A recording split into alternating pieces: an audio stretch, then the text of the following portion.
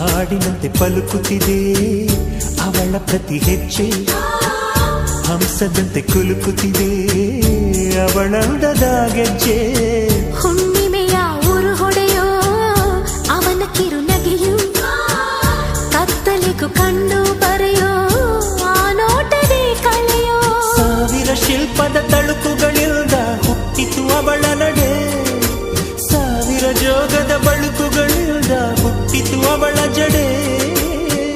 ಎಷ್ಟು ಬೆರೆತರು ಚೆಲುವು ಒಲವಿಗಾತುರ, ಒಲವೇ ನನ್ನೊಲವೇ ನನ್ನ ಮೇಲೆ ಎಷ್ಟೊಂದು ಒಲವೇ ನಿನಗೆ, ಒಲವಿನ ಕನಸುಗಳ